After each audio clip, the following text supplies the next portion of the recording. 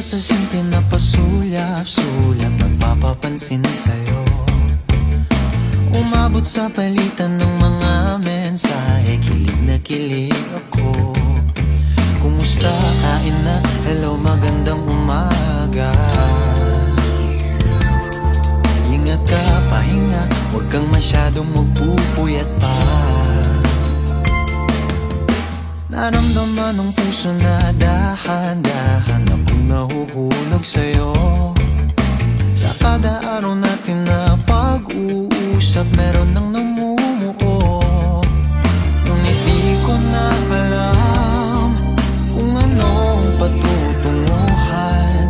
Ang hiling ko lang naman na itong naramdaman.